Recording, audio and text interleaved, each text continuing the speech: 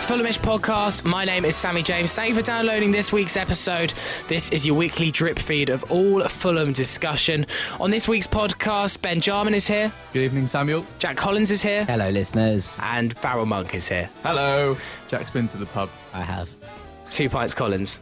Yeah, I mean, I think that's an unrealistic expectation of how many I can consume.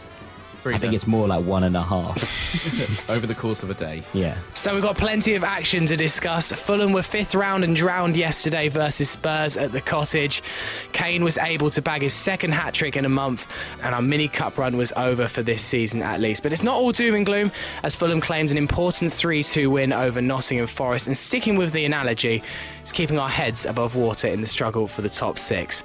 We'll also preview Fulham's western adventures down the M4 to Bristol and to Cardiff on Wednesday and Saturday respectively, and we'll also review some of our beat Loro predictions. I use the word beat very loosely much later in the podcast. But first of all, let's start off by talking about this weekend's match against Spurs. I asked for your 3-word reviews. Dom said outplayed, outclassed, destroyed.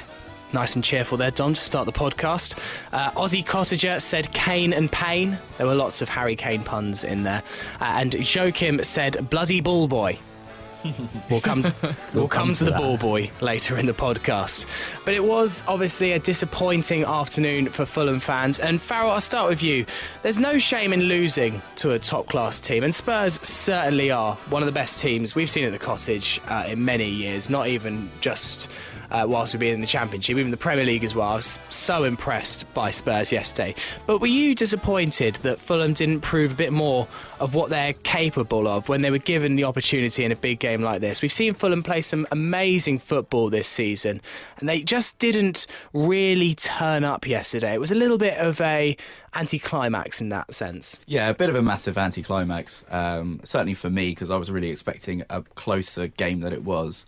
But being out the Premier League for as long as we have now, if you forget how good Premier League teams are, especially the ones in the top 5-6 in the league, make no mistake about it, yesterday was all about Spurs. I don't think if we were playing at top of our game, we could have got it anywhere close to them. I was just so impressed with Spurs yesterday. It was just phenomenal watching some of those players play, especially Christian Eriksen, whose movement, I don't think the best defenders in the world could get anywhere close to him. I don't think if we were on the top of our game, we could have got anywhere close to him or Dele Alli or Harry Kane. We were exposed left, right and centre through no fault of our own. Maybe we're a bit naive with our game tactics, thinking that we could pass around them so easily, but it just wasn't working for us. They set up to make it very difficult for us. They made sure that we weren't able to kick straight out and pass it out to one of our defenders and play out from the back, especially from goal kicks.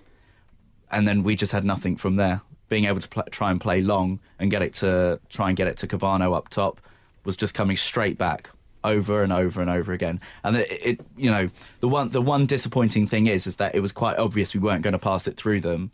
And we didn't try and change it up. But as we've explained before, we don't really have that plan B. That plan B does come up quite a lot. But, the slight thing that I was slightly disappointed with was the fact that we didn't try and bring on Chris Martin and try and change it up and try and give his physicality up front, because it just wasn't working.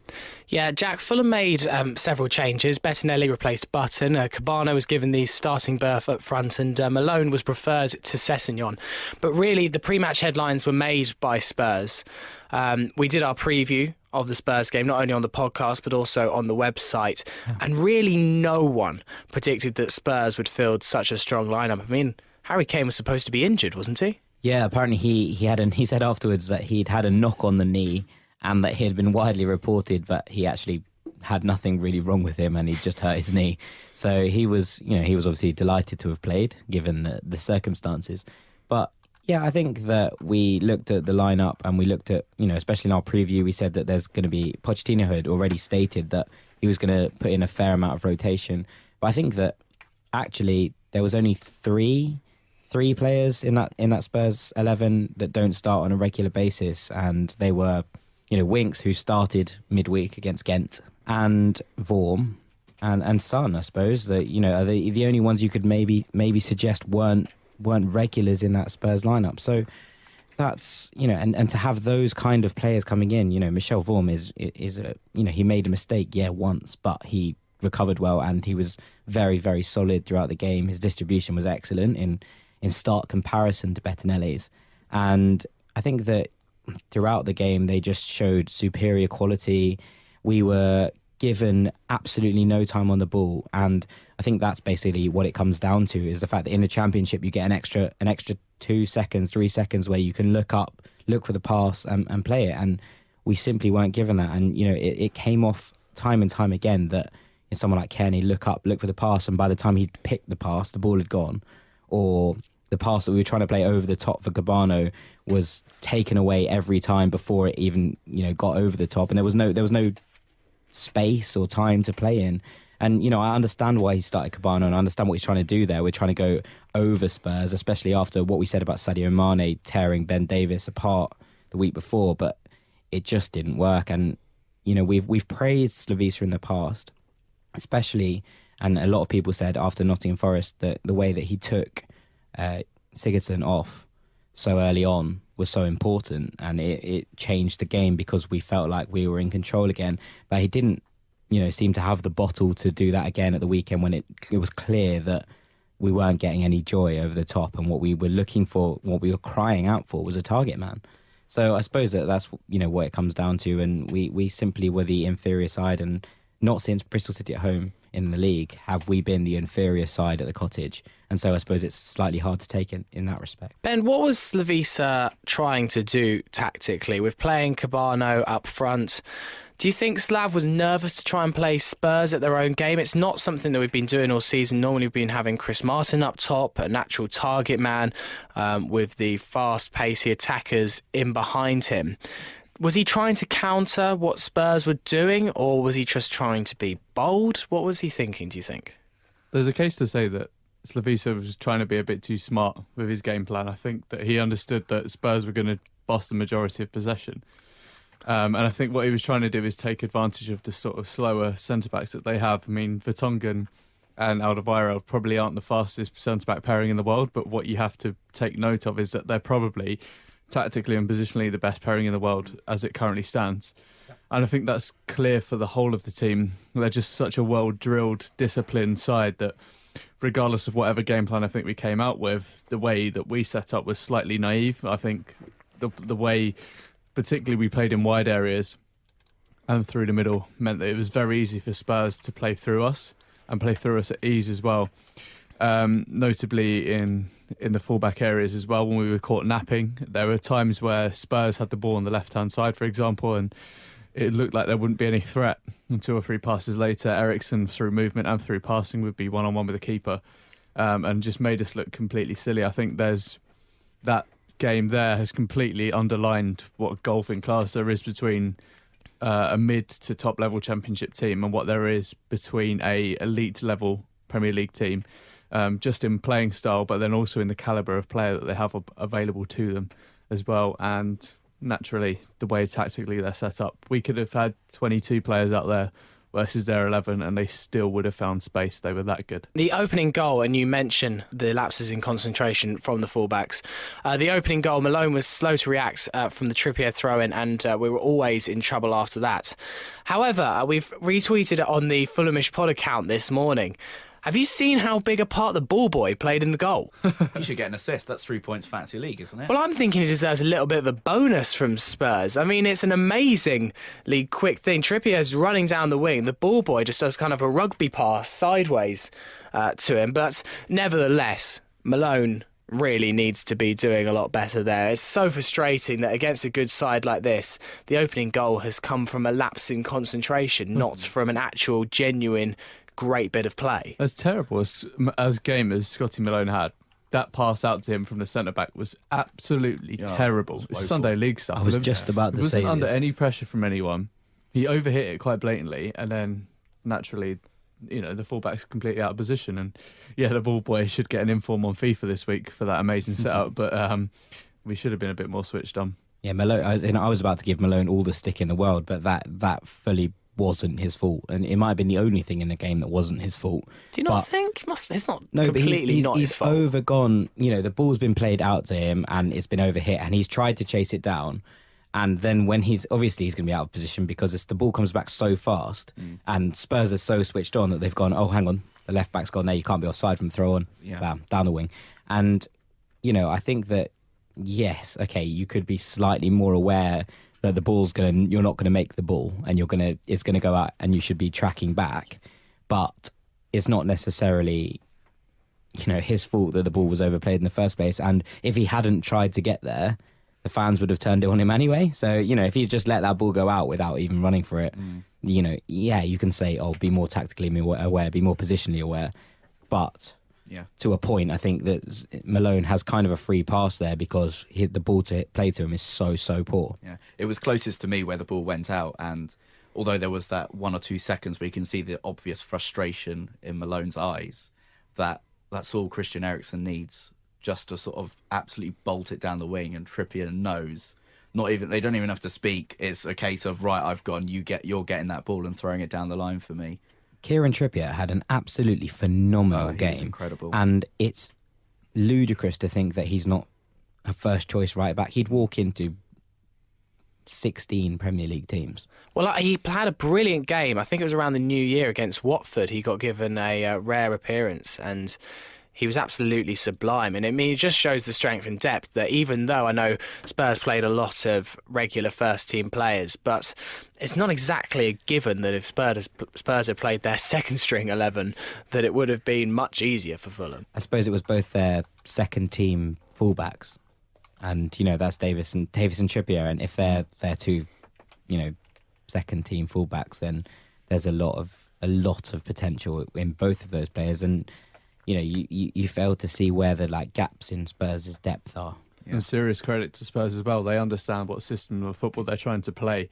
That's been obviously ingrained into them by Pochettino, and they've scouted in the right way, and they understand how these fullbacks are going to apply to that system. Because if you look at the television coverage of the game, the way that Eriksen, Ali and Son, if they're out in wide positions, they come in narrow to cause havoc, then there's always that overlapping fullback.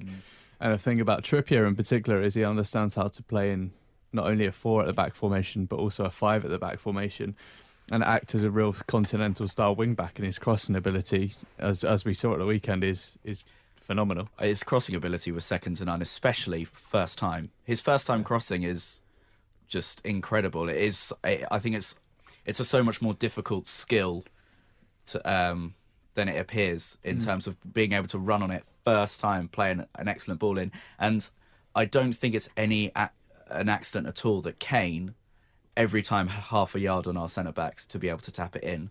There was one other time that he got a disallowed goal for pretty much the same carbon copy, and it was a case of he knew as soon as Trippier was at least 5 yards behind the ball, he knew that right as soon as his foot is connecting with that, I'm off.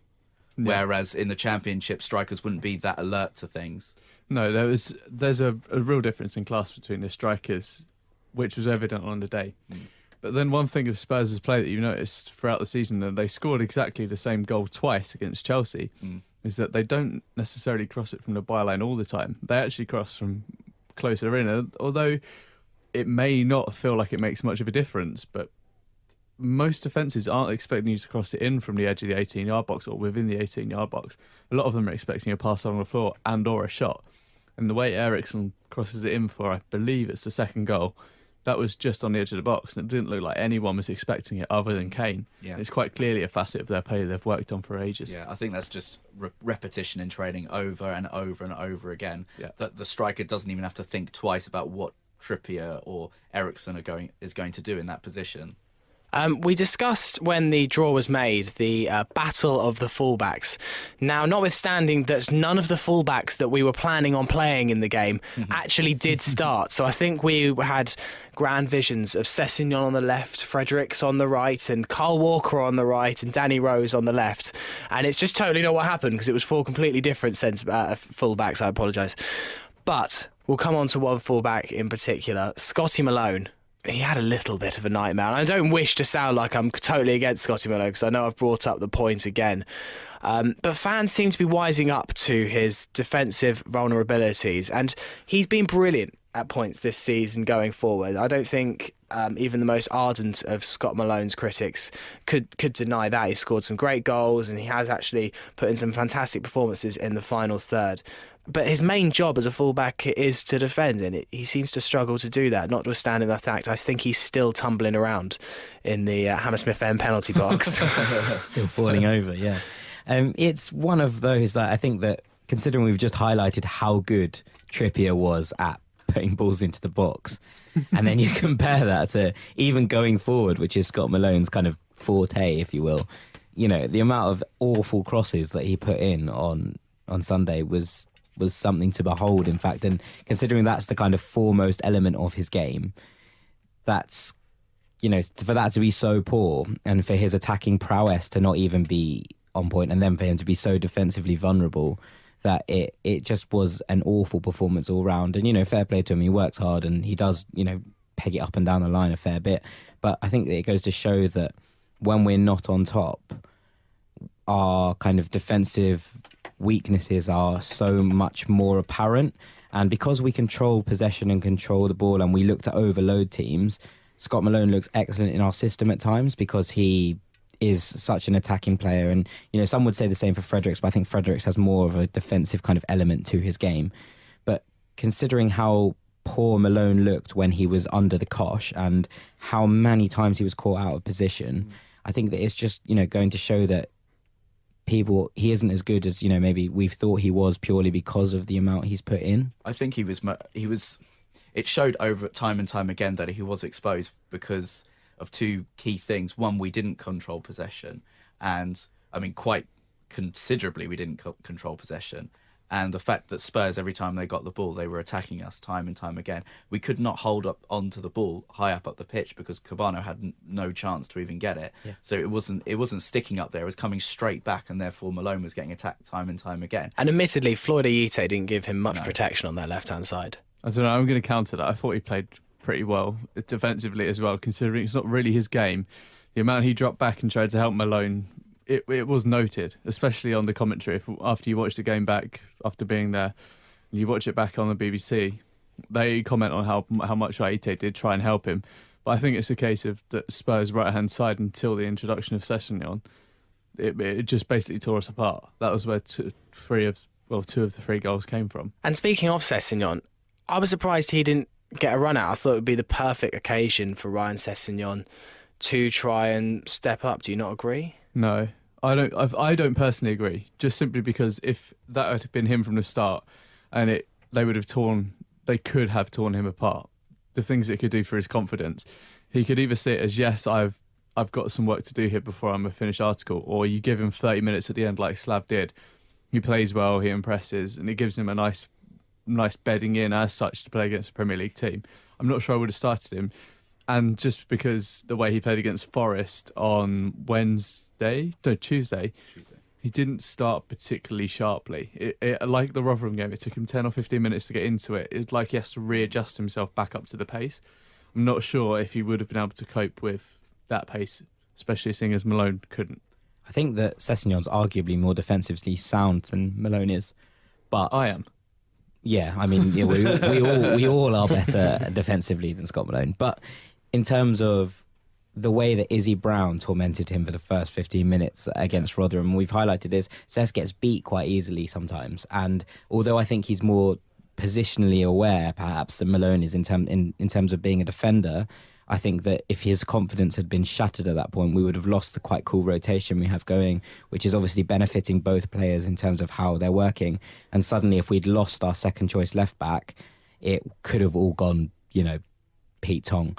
So I think that it's one of those things that he's done well. He's come on, he's done really well, and people can look at him and go, okay, we've got to get Sess back in for the Bristol City game, which will obviously give him confidence. And it means that Malone can have a rest and, think about what he's done and sit on the naughty step for a while. The one thing that's impressive about Sessegnon, especially looking at yesterday, was how good he is at timing his runs. That's something that Ayite doesn't do. I don't know whether it's in his locker or not, but the amount of time Sessegnon was sort of hanging back a touch and just waiting for that opening, and then boom, he's off. And I think that's how we started to stretch Spurs' defence a bit more, because he was actually breaking their kind of, well, if you can call it an offside trap if they had one, but trying to break past their back line. But he was timing his run so well that it was kind of easy for us to find him. And that's the only time it was starting to stick up top. Whereas the Aite tends to sort of trying to receive it earlier and trying to take on fullbacks. Yeah, Aite's a one-on-one player. He wants to get you in an isolated situation, which is where he's going to try and either get around the outside of you or pass off or take you on. But I think that point about Sessegnon being able to release himself around the fullback at the right time is really what we should have been looking to do from the get-go. As in, we should have been looking to push their fullbacks backwards. And I think from the start of the game, we were very, very passive when it came to playing in wide areas and keeping them restricted. But that stems from the way we set up in the middle, having McDonald as a lone ranger in the middle there, trying to contend with Ali, Eriksen and Son all by himself, while Steph Joe and Kearney just sort of floated around, not doing a whole lot. I thought yesterday Steph Joe didn't play well at all, and Kearney got marked out of the game for the most part. That not strong setting or strong footing in the middle allowed them to play into wide areas easily and allowed them to play through the middle very easily as well. Obviously, you get people pulling into the middle to try and plug the gaps, and then they play out wide, and then you get people running out wide to try and close them down as well. So it's very difficult to play against a team like that. One thing I don't want to dwell on it too much, because I don't want to take it like all doom and gloom and whatnot. And Fulham were to say that Fulham are crap, because I don't think there's a thing we could have done yesterday to get a result. But one thing that surprised me about yesterday's performance was Aluko's performance in particular. One thing he's really good at, he does know when to pass and when to hold on to it. Yesterday he held on to the ball way too much. He was taking 5, 6, 7, 8 touches trying to take on 3 or 4 people at the time and would lose it, which is quite uncharacteristic from him. He seems to know when to play it, and he seems to know when to take on the player. And he sort of will, when he does take on a player, he beats him and then it's over and done with, and he'll play it on. Whereas yesterday he tried to beat one person. He did a couple of times, but then he would try and beat another person, then try and beat another person and lose it. Yeah. I don't know whether, looking back, I might think that, looking at it, that he might not have had the options available to him, but it was quite clear that he was just hanging on to the ball too much. I thought it was almost like he was like, I've played in the Premiership, I've played against these teams, so, give me the ball a little bit, not so much in a negative way as such, as almost trying to take the responsibility on himself and trying to shoulder it a bit too much. And I thought that it didn't work for him necessarily. I disagree with you there, Ben. I didn't think Steph Joe had a particularly bad game. I thought he, shock. But I think, I thought he worked hard. I thought he made some very, very crucial interceptions at points. And he didn't have the creative license perhaps that we've seen from him before. But I thought when it came to it, he spread play well, and he was the person that kind of the team looked to without Kearney to kind of focus on, because obviously Kearney was marked out of the game. Yeah. I think that something that I would have commented on was the fact that Spurs maybe out-Fulhamed Fulham. Yeah. And I thought that the way that he started with Wanyama and Winks instead of maybe another defensive players, he could have gone with someone like Carter Vickers there in the middle. And instead of that, he went with Harry Winks, who's obviously such an explosive kind of, Steph Joe figure, if you want, because he sits in that defensive partnership, in that defensive pivot, but he breaks. And what happened was, instead of Steph and Kearney being able to break out of that 3 and push forward, what happened was that we were forced backwards because they did that to us. Mm-hmm. And then we kind of lost all the kind of dynamism within the midfield 3 that we often have. And because McDonald was so overloaded, and I thought Kevin McDonald had, a standout game for Fulham. I think if you pick a player that was, Fulham's standout man yesterday, I thought it was K-Mac. But I think that because he was so overloaded, it meant that Steph Joe was sort of tucking in sideways, and then when we looked to break forward, we didn't have the options that we normally do because we didn't have the kind of dynamism in the middle. So I think that's kind of a tactical battle, and I think that in that response, in that kind of respect, Pochettino had Slav kind of checkmate, if you will. One interesting thing that happened yesterday during the game, and it sent fans in the Hammersmith end into a Barney, was the offside in our own half. Oh, right, yeah. Now, I mean, this was completely new to me, but Jack, we had quite an interesting tweet earlier today from Richard Smith clearing up this issue. Yeah, he said, so basically the way that the offside works is that even if you're in an offside position, you give away the free kick where the ball was controlled. So, and this is from the Guardian article. So thank you to Richard Smith who highlighted this for us earlier, and everyone was going absolutely nuts. As in, the people behind me had fully lost the plot and were like, "This is fixed. We're walking out." It was like it was full on, and H5 went mad. So it was really bizarre. I mean, don't get me wrong, the person behind me wasn't very happy for most of the game and seemed to have a real vendetta against Dele Alli. I'm not quite sure where that was, but yeah, he really wasn't pleased about this. I thought at the time that it was an offside and that the ref had given 10 yards on it for complaining about the ball. And I thought that was and then I was like, because I saw the ref move, he rolled his hands and moved the ball forward, and I was like, oh, okay, I see. I thought he was given a knock on. He kind of did that thing with his hands, so he does that. As a former referee, Go on, here we go. He's got the cards out. Famous refs. I mean, in where I sit, Celebrity refs over there. where I sit in the Johnny Haynes stand, it was equally apoplectic in there. It was whatever, and I'm kind like my brother I sit next to. Whenever there's a questionable decision, he sort of asks me, and then he tells me I'm lying, especially if the decision has gone against me. So I and there are people around me that listen, and they tell me that I'm lying as well. And you're just saying that just to wind us up and whatnot. So I kind of just given up on trying to explain the referee's decision at the time. Since a good few years now. So. At the time, I kind of just sat there quietly. The response that Richard got, which I really did laugh at earlier, was I said, thanks, we've been looking for something like this to talk about. We'll talk it through. And he said, I got abuse at halftime for saying that the referee was right. But I showed them the article, and the response to that was, can't believe the Guardian, mate. So let's move on to slightly happier matches. Nottingham Forest in the week. It was Valentine's evening at the Cottage, and Fulham were loved up with a 3-2 victory over Nottingham Forest. They've been slightly inconsistent, but it was a disastrous start from Fulham. Sigurdsson, as Jack mentioned earlier in the pod, he kind of looked like he'd barely ever kicked a football in his life in that first 20 minutes. It was quite bizarre how poor he was. And I think Sigurdsson is a talented footballer, but it was very, very weird. He had a dreadful opening 20 minutes. Slav made the changes, and we were 1-0 down after a wonderful finish from old boy Pajtim Kasami. Afterwards, he admitted that Fulham has a special place in his heart. It was definitely a well-taken finish, wasn't it? It was a great goal. He's got good record for that, though, exactly. hasn't he? Yeah, exactly. He is quite adept at putting volleys into the far corner of the net, I've heard.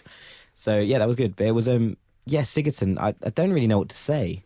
It was one of those moments where it was almost, I was lost for words. And as you can tell, obviously, as listeners, that doesn't happen very often.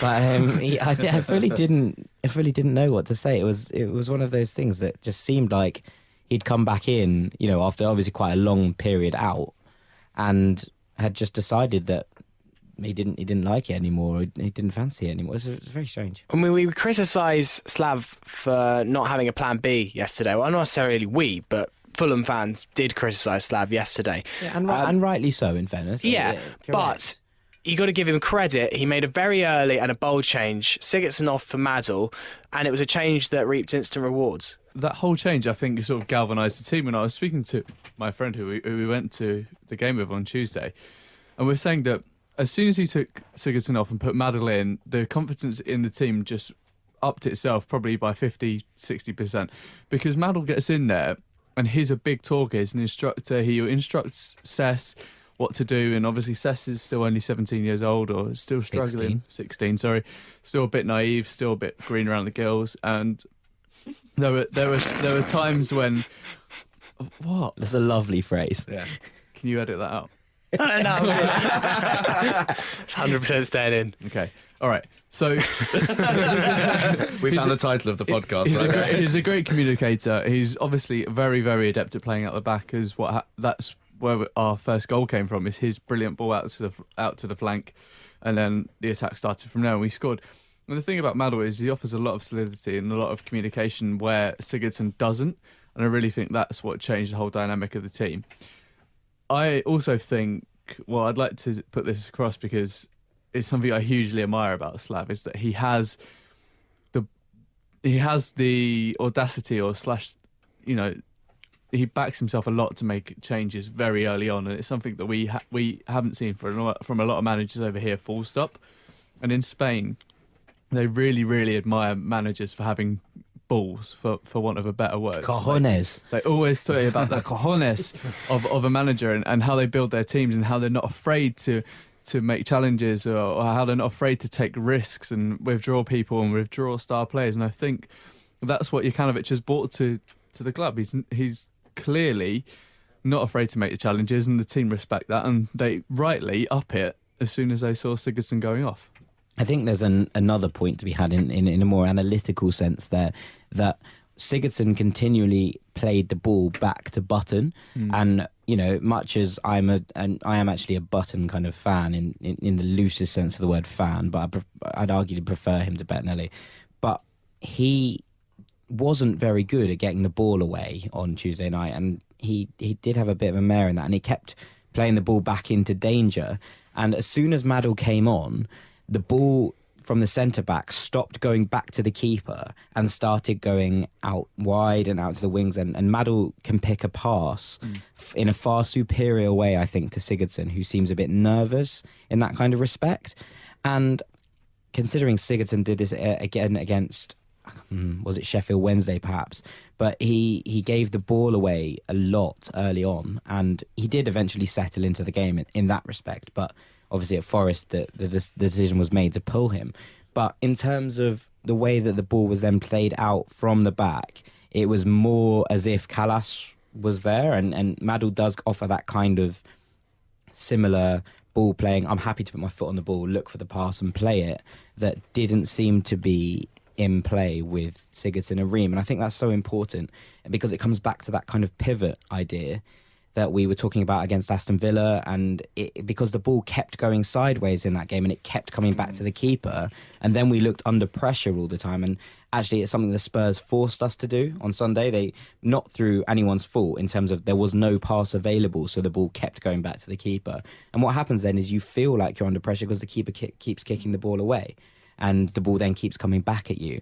And when Madl came on, it sort of calmed everyone down, and we were like, right, we can play football and keep the ball again then. And something that obviously Pochettino did his homework on in that respect was not allowing us to do that. And then obviously we didn't have a kind of second option. But against Forest, the introduction of Madl completely changed the way we were playing football. So as you mentioned, it was a lovely play from Sessegnon down the left, found Kearney to make it 1-0, and then Lucas Piazon with a lovely second goal.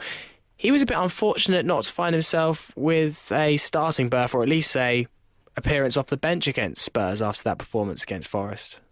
Yeah, I thought he was really, really good against Forest, and I thought that goal was an unbelievable slalom, snake-like, some would say, from Lucas Piazon as he, slithered through the Nottingham Forest defence. And the finish was delectable, as they say. And I thought that it was a really, really lovely piece of skill to start things off. And the way that he just sort of looked up and went for it is kind of something that we haven't necessarily seen from him. Or, we've seen him as a dribbling kind of player, but not with that much incisiveness. And for him to therefore just drive through the centre of their defence and then put the ball away with such aplomb was really nice to see. And it's something that I hope that we can see more of from Piazon, because he's obviously got the talent. And I'd like to see some more of that kind of directness from our young Brazilian. I think he works exceptionally hard as well. And to be fair, I don't think you can really expect anyone to be doing snake moves other than Chris Martin at Fulham. So there you go. But no, in terms of his work rate and getting forward and the talent, it's certainly there. And then we've got a question we'll probably pose later: who's ready for the Premiership? And I think he possibly could be.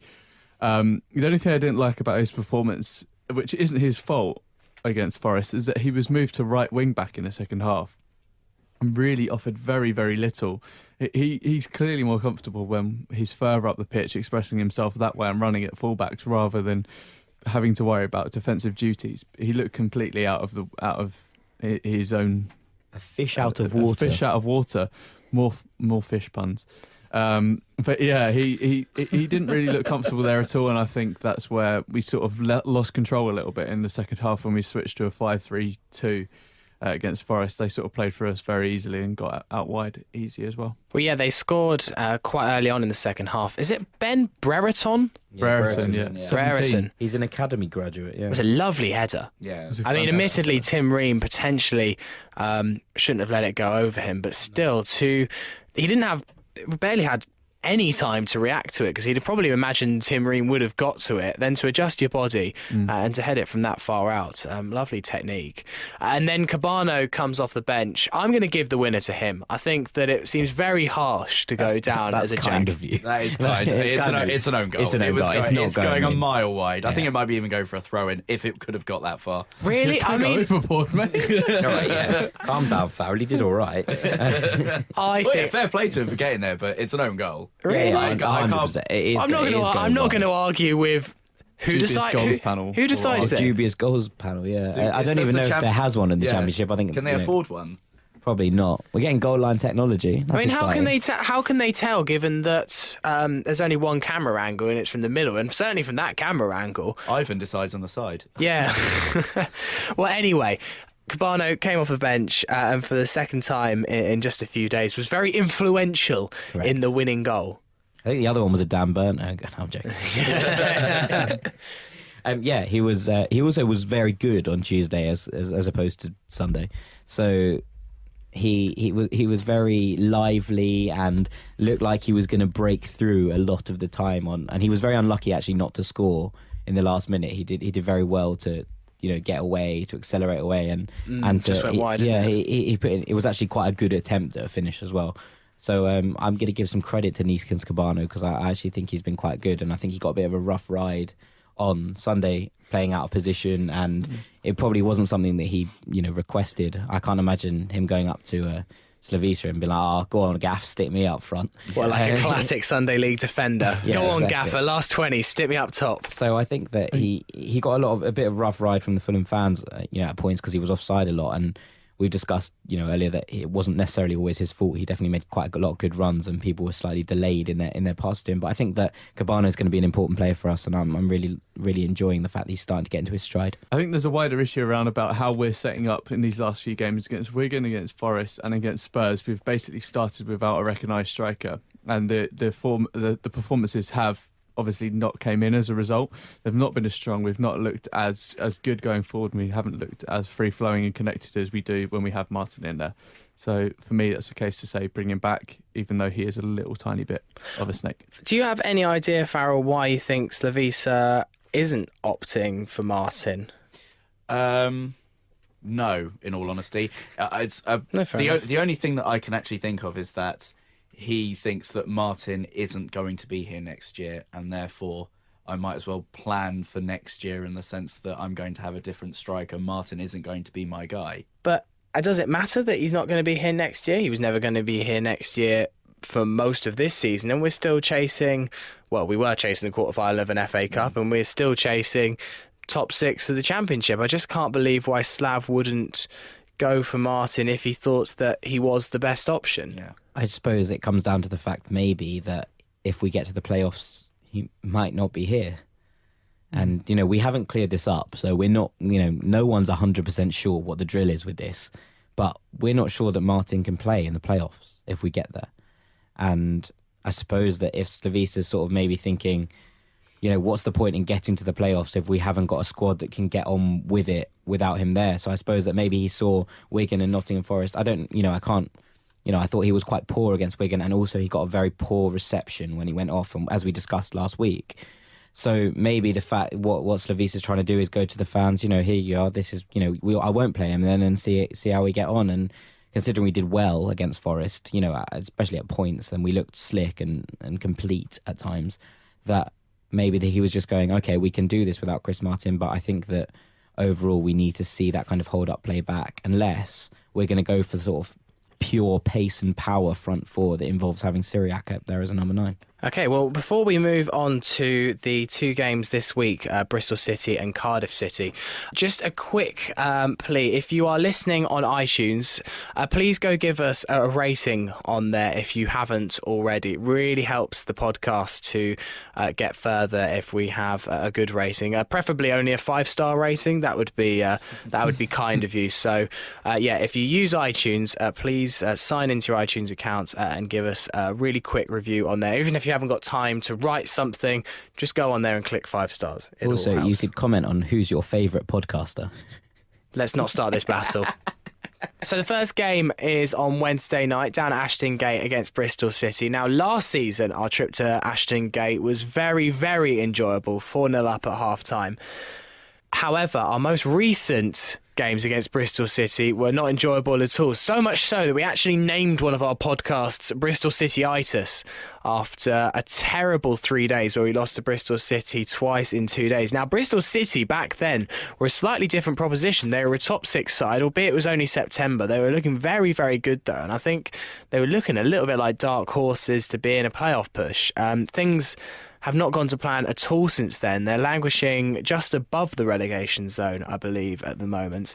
And it really becomes a must-win game for Fulham on Wednesday night if we're to make up some of that ground on the top 6. And there were some favourable results going our way over the weekend that Fulham can make up some ground. Yeah, for once, we finally got some results go our way. Apart from Sheffield Wednesday, who just seem destined to win every single match. Complete opposite to how Bristol City were after they beat us, because they went on to lose pretty much 300 games in a row, didn't they? They've won 1 in 17, as far as I can work it out. It is 1 in 17. Yeah, and it was their last one. I think they beat Rotherham, and that's hardly like... Well, an achievement. Yeah, and the one before that was Blackburn. Yeah. So They've really had poor goes. They gave their manager a new 4-year contract. 4 games into that 14-game losing streak they had, they then won 1, and then have gone on to, I think, just lose 2 and draw 1 potentially. But you can't.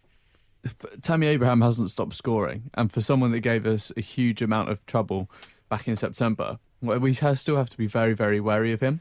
Isn't he injured? He made his first appearance off the bench on the weekend in the 2-1 loss to Leeds United. Well, that's good timing, isn't it? Yeah, just back in time to torment us. So you can count on them beating us. Right, okay. Yeah. I mean, when we played them first time in the League Cup, Tammy Abraham came off the bench and he completely changed the game. Yeah. I mean, it was like they brought on a Premier League player, wasn't it, in that game? It was unbelievable, the golfing class it seemed to be that evening between him and everyone else on the pitch. His dynamism up front just gave us so many problems. We just couldn't live with him at the time. I mean, we were finding our feet as a team at the time, but when he was on that kind of form, he was pretty much unstoppable when he came on. Who would you choose to play for Fulham on Wednesday night, Farrell, if you were the manager? What, to play up front, or generally, like, what changes would you make given what you've learnt from the Spurs, Forest and Wigan games? I don't think that we should change too much. One thing I would like to point out, that I think it would show what the character of the team is and whether we can push for playoffs, where we've had a bit of a setback yesterday, but it would show good character for our team to come from that and play well again, because we have been playing really well for the past 2 or 3 months, pretty consistently. I can't really point out a particular performance where I go, we played badly that day, regardless of the result. We've been really consistent, and I just hope that Slavisa doesn't make any knee-jerk reaction. He doesn't seem like the manager that would make any knee-jerk reactions and changing the style of play or changing the personnel too much. We kind of have similar players that can play in a lot of positions. So that's really good. So hopefully the character of the team will really show on Wednesday evening that they turn up, we play the way that we have been for the past 2 or 3 months and get a result, hopefully. But in terms of the starting 11, I do kind of wish Chris Martin comes back, because he has been the focal point of the team for the past 2 or 3 months, apart from the past few weeks. Yep, agreed. I'd quite like to see Aluko get a rest. I think it might be time to give Shawnee a little nap, maybe come off the bench. And with that obviously, pace. Ryan Frederick should be back. And actually, although I don't know if I'd bring Frederick straight back in. Odoi been, pretty decent. He's had 3 very good games in Frederick's absence, and I know Frederick's pace is such a potent weapon, but I don't know how I'd feel if I was Odoi and I'd played really well for 3 games, especially He was probably the one person at the weekend whose passing was actually quite assured. Yeah, he looked very comfortable. He looked, quite assured on the ball, and he has done throughout this kind of 3-game run. And I don't know. Can't Odoi play left back? He can, and I was thinking this, but maybe you'd be a bit harsh not to start Cess after But he so came can on. Tim Ream. He can play left back. We haven't seen Odoi at left back though, and that is what he kind of signed as. Yeah, he is naturalised left back, and that's where he played most of his time in Belgium as a left back. I think I'm inclined to disagree slightly with Farrell. Sorry about that, mate. It's all right. It's But not the first. It's not the first time. It's not the last time. Over the past few weeks, I think our performances, on a whole, whilst we've still managed to win, have steadily just came off the ball slightly, and I think it's just a testament to how small the squad is right now, because we have a core of about 15 or 16 players, and in the midfield, other than Parker, you probably look at it and think, is there anyone that can replace the box-to-box ability of Steph Joe, that dynamism? There probably isn't. Is there anyone that could possibly replace Kenny in the 10 role with that guile and that creativity he has? Maybe not. Maybe you could probably Ryan put Tunnicliffe for Piazon. probably put Piazon in there. But then I agree with Jack entirely. I think it's about time Maluko got a rest. I mean, we picked him up as a free agent. He's probably going to get to that point now where you think he needs a game or 2 on the bench just to refresh himself, and then we reintroduce him. So it would be nice to see maybe a front three of Aite, Piazon, Syriac, and then with Martin up top as well. With Kenny and Aluko, I'm guessing those are the only 2 people that have pretty much played every minute of, well, not every minute, but pretty much every game. K-Mac as well has played pretty much every game. I think at the start of the season he was a bit in and out. Yeah, I thought he was. He was in, but it was Parker that he was alongside, and we had a lot of podcasts where we were saying, get bloody Parker out and put in someone else who can go box to box, and let there be a runner and let there be a creator. We did question maybe K-Mac as well going out at the time. I remember thinking we weren't sure which of the 2 we'd have replaced. Yeah. But I feel like pivot problem. I feel like that's been addressed, and K-Mac is clearly the superior shield. And then on Saturday, we head over to Cardiff City Stadium to face Cardiff for the second time in 2017. And once again, it feels like we're playing a different team. Back then, it was a very out of form Cardiff City, who were in the relegation zone at the time. I know this was in the Cup. But since then, Neil Warnock's taken them on a brilliant run of form. And I think they won 5-0 on Saturday, albeit against Rotherham. But beating anyone 5-0 is impressive. And that's not going to be that easy. That would be a big win if we can get 3 points over there. Yeah, they're banging form, as you rightly said, and then they've got a few key players as well if they're coming back into form. I think Warnock has this really strange ability that when he comes into a team, he can always use the free agent market very well. And they picked up Junior Hoylett, and they picked up Sol Bamba. And whilst Bamba is ageing a little bit, he's obviously shored up their defence somewhat. And Hoylett has got quite a good production out off the wing. And then you've got the likes of Kadeem Harris, who's scoring and assisting quite a lot recently, and he scored a couple at the weekend. I don't know if it was a couple, it was at least one, and he's also got a couple of assists there. You always have to be very, very careful of Peter Whittingham and his bloody ability from set pieces. Yeah. He's very, very good at dead ball situations. And Kenneth Zohore, who was a bit part player under Paul Trollope, has suddenly come back into the 4. He's got 4 in 5. He's actually the second cousin of Didier Drogba. Wow. Knowledge. They are random fact for today's Fulhamish podcast. Great random fact, though. Yeah, he's banging form, and he really does look like a bit of a handful. And especially, with them having those kind of players around, you look at the goals against Rotherham. Hoylett, as you mentioned, he got one. Craig Noon got one, who loves scoring against Fulham. He loves, and he always seems to score screamers. He scored about 3 screamers in 5 seasons against Fulham. And and Kazeem Harris, like you were saying, so there's clearly quite a lot of talent there in Warnock's squad, and he does have that kind of annoying never say die attitude where, when you're a better team than someone and they still won't let you win, Yeah. I find that very frustrating. Okay, well, just before we finish this evening's podcast, we've just got time for a couple of your questions. Secretary Jack, the mailbox is full. The postbag is brimming.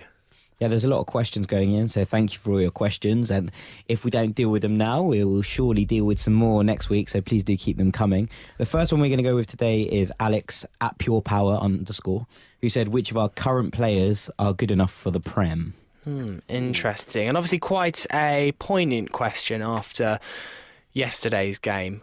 Lots of people making the assumption that, well, we didn't win yesterday, therefore our players aren't good enough for the Premier League. It's forgetting the fact that we have beaten 2 Premier League teams at home this season. Ben, what's your take on this? I think the easy answer is to say Thomas Callas outright is probably good enough to be in the Premier League. But I think there's a wider, thing to take into account here is the adaptation of the players when they get into the Premier League, and the adaptation to the style of play that is the Premier League, in a more standoffish, tactically switched on, rather than the guts, guile and blood of the Championship, who can adapt to that and find space and find influence. So I think someone perhaps a Piazon could do that. I definitely think Aite can, because I love the guy, but that's my answer. I don't think Chris Martin could. No. In the same way that McCormack couldn't either. Oh, Glenn Murray has gone up and scored goals, though. I don't think Glenn Murray is that much better than Chris Martin. I wonder if Chris Martin could a couple of years ago. Maybe. I think Chris Martin. Old, is he? I think Chris Martin would do a job in the Premier League. I don't think he'd be excellent. Don't get me wrong. But I think he'd hold up the ball for you. And plenty of players that have carved out a career from just doing that. Kenwyn Jones played in the Premier League. I don't think Chris Martin is any that much worse than Kenwyn Jones. Shouts out Kenwyn the Penguin. That's his nickname. Obviously, Steph Joe could. Steph Joe could perform in any league anywhere. Steph Joe's better than Modric. Jesus. Wow. Ben looks apoplectic over here. He hasn't got words to say. What about Ryan Fredericks? Do you think that he could cut it? He's got pace, which obviously... No, I'm going to go with no, because he's so one-dimensional at the moment. I believe he probably could be with the right coaching. Ben's made the funniest face at me ever. But he needs to add a left foot. He needs to add something else and be able to cut inside, because I just think he's gonna get found out through Premier League defenders. Maybe he could learn to do a step over. That'd be exciting. And then he'd be able to burn players with a step over or a flip flap. I actually think he would be okay in the Premier League, just because of his similarities. Although a very, very, very, very, very, very poor man's Kyle Walker, he could do a job, simply because of the pace and the power he has, and his crossing ability is good as well. And Walker's expanded his game, and so could Fredericks. I think maybe one of those things that Walker's exceptionally good in a very, very attacking team that dominates players, and maybe Fredericks could do the same. I don't know how he'd cope in a team that were constantly under the cosh. For example, someone like Burnley, who are quite happy to sit back and soak up pressure. I don't think Fredericks could thrive in that kind of environment.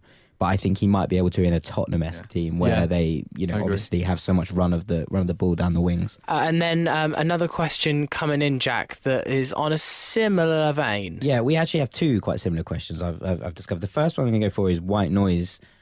Shouts out to White Noise. Big up White Noise, actually. We're huge fans of White Noise. So he says, what impact will not going up this season have? Ooh, good question. I think about this quite a lot, this particular question, because I'm always torn in two minds as to, is going up better now, or is it, or would we still be able to challenge next season? Because part of me thinks actually going up now could be quite disastrous if it all went wrong. You see teams like Derby County come up, and actually that set them back that time when they got promoted too soon. But then again, I feel like comparisons between Derby and Fulham are a little bit unfounded, because I think they were so unready for the top flight. But also from an infrastructure point of view, will the Riverside project go ahead if we don't go up? And you look at teams like Blackburn and Bolton, two teams that and Charlton as well, three teams that I've always thought are in a similar league to Fulham in terms of the size of the club, and also they've got a lot of bigger teams round the corner. Now, I know we've got a slightly different ownership situation to them, but does not going up mean that in a few years you end up like one of those in League One because eventually the money runs out? That's what I worry about. There is a huge risk about going to the Premier League. There's no doubt about it. Otherwise you wouldn't see the amount of teams that get relegated in the Premier League and either go down to League One or almost get relegated straight away. I mean, Fulham's not exempt from that. That first season was a bit tricky. Last season was an even more squeaky bum time. But I think the one key difference is that I think Fulham still have that quite good thing about themselves, that we seem to have a way of attracting good players a lot of the time. We seem to have a way of attracting players that Blackburn and Charlton don't seem to, do they? How in the hell were we able to get Berbatov to start off with? Love him or hate him, and even now that we're in the Championship, one of the hot prospects in the Championship was Tom Cairney, and he was sought after by a lot of clubs, and he came to Fulham, and Fulham finished 17th that year. I think Blackburn finished above us. Yeah, he did. We managed to get Ross McCormack, who was obviously coveted by a lot of clubs at the time. Aluko must have had offers all over the Championship, and I think that does stand us in better stead, especially when we go up to the Premier League. If we go up to the Premier League, I think Sammy has probably nailed the whole question in that first response, especially in terms of the infrastructure of the club. There were some really nice articles about the club over the weekend, especially in terms of production line that we currently have, the academy status and that sort of thing. And one thing we've done really well over the past couple of years, with the investment of Khan, which I'm not sure why there's still a question over this guy's intent, because he clearly does bankroll the club within the constraints of FFP to an extent. But the fact that we've got a Premier class academy, we are starting to reap the benefits of that off the field investment. I think now in terms of our on field squad, I mean like first team squad, we're now an established Championship side. We have talent that is top end Championship level. It's a case of, do we do what Burnley done a couple of years ago? Again, the comparison to Burnley comes out here because they went up. They tried their darndest to stay up and they couldn't do it, but then they bounced straight back and now they look ready. They now have, got the investment they needed. They've got the structure in place. They have an identity. If we done that, and we came straight back down, could you see the squad getting gutted again? I'm not sure we would, because we would have had basically the same player base. So I think it's a case of we look to go up this year. If we don't, it's huge progress made anyway, going from just above the relegation zone to just outside the playoffs. If anything, cement this squad now, make as many signings as you can, like Callas, etc., and gear us up for another push. And if we don't get it, we still got a quality squad there for next year. Yeah. The one thing that, if we do go up and then unfortunately go back down again, I just don't want to see the same mistakes that we made last time we got relegated, completely change everything what the club was about. I mean, Burnley did almost the right way. They stuck with the same guy that got them promoted the first time round. They kept a lot of their core players that got them promoted, who knew how to get out the Championship, and then give it another go. And they, quite rightly, Ben says that they're almost there, and so they're playing so much better now in the Premier League. Yeah, you think that the only worry you have is that do the squad want to play in this division again? And especially the players we were just discussing, your Piazzons, your Hansons, your Kearneys, do they want to stay if we don't go up? And do we risk losing those kind of talents if we don't get promoted this year? And I think that's a wider question, and not one that we can necessarily answer. It's not, we can't be like, oh yeah, they'll stay. I think that Kearney will probably get handed the captaincy at the end of the season, as in the full club captaincy, and that might be a factor in him staying. But if you're looking at being a lower end Premier League club, you've got to be looking at the likes of Piazzon or Aite or Callas, or then, and you're looking to them for build your own squad, and they're obviously players that could probably cut it, especially at the lower end of the Premier League. So that's the kind of come see come sour of it, I suppose. That if you look for what we can keep, and if we can keep this squad and build on it, then maybe it's not the worst thing to not go up this year. But I think that's the end. I've got one word question to finish things off. It's from Blame Draymond, Mr. Nick, who he says, gun to head, what player should Fulham realistically be looking to sign for next season? One player, gun to head, Sammy? I'm still going to say it. Wells. Naki Wells. Farrell? Haven't got the foggiest. Well, that is I've not heard of him. No, Yeah, Paul, he haven't got the played foggiest. Ben literally looks like he's got a gun pointed to his head. Looks in agony right now. What unknown Segunda B player have you got? So many players coming into my head right now. Realistically, I'd love to get Tammy Abraham on loan for the next year. That's a great shout, That's actually. a good shout. I'd go for Alex Smithies, the QPR keeper. I think he's above us. Yeah, but I mean, I think that's one of those things where that would be a good top level championship keeper. And ideally, I'd say David Stockdale, but obviously he's going up to the Premier League anyway. So I'm going to say Smithies, and I think that could be the difference between going up next year in an automatic spot and having the same kind of drill. Also, signing Alex Smithies. Banter. Yeah, well, funny. Well, funny. Queen's Park Rangers would be fuming. Well, we got Button. Yeah, but they weren't that bothered, were Let's they? just sign all of our rivals' goalkeepers. Yeah, exactly. Good. Well, just before we end this week's podcast, and I know it's been a bumper, but we just need to quickly address the elephant in the room. So you may have seen on the BBC Sport website last week. So Ben, Jack and myself were giving our predictions. We tried to beat Loro. I don't think we came anywhere near to beating Loro. Just thought we could go back through a few of our predictions. This is what we said for the Fulham Spurs game. I think it's going to be a really close game of two footballing identities. Both teams love to keep possession. Both teams got really exciting fullbacks. Very close game. I think we'll probably go for a 1-1 draw and a replay back at White Hart Lane. Not quite. No.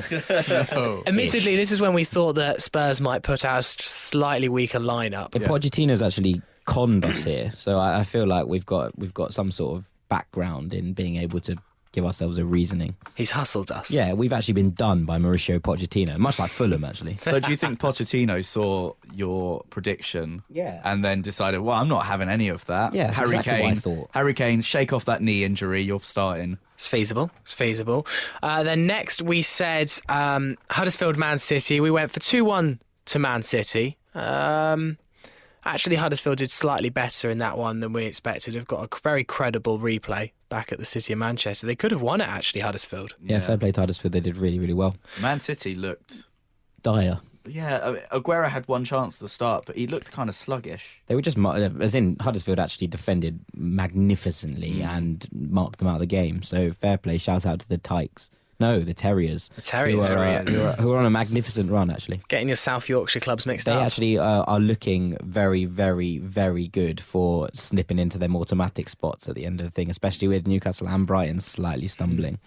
Then we went Middlesbrough-Oxford. We actually got the result right on this. We went for a 1-0 win to Middlesbrough. It was the same difference, but it was 3-2 to Middlesbrough. We called the upset correctly for Millwall versus Leicester. We said 2-0 to Millwall and ended up being 1-0. Still no perfect score there. That's where the big points roll in. And then this is what we said for Wolves versus Chelsea. And the last game on Saturday is Wolves against our neighbours down the road, Chelsea. What do you reckon, boys?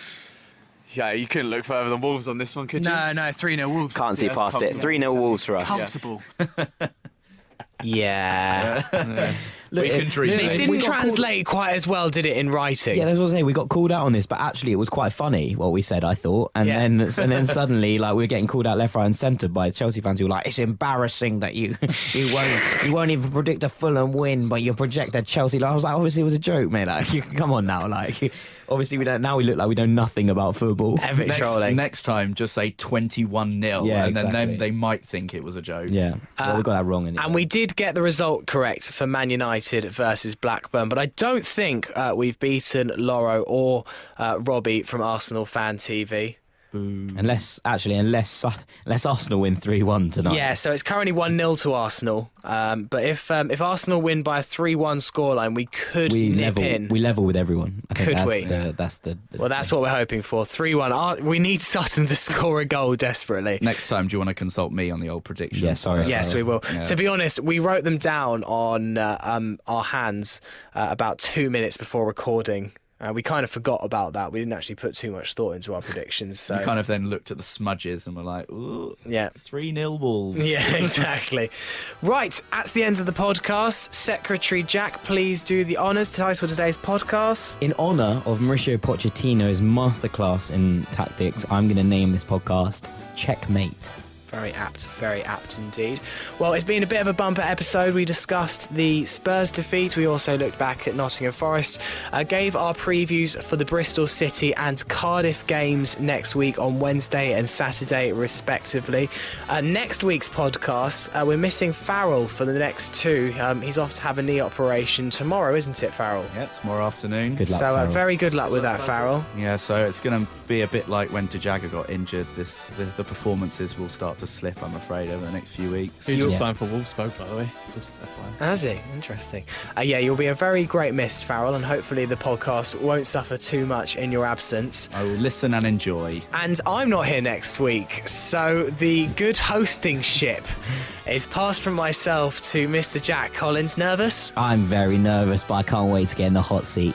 We're going to have so many listener questions. Hit me up. It's going to be great. We're going to have all the sorts of fun, aren't we, Ben?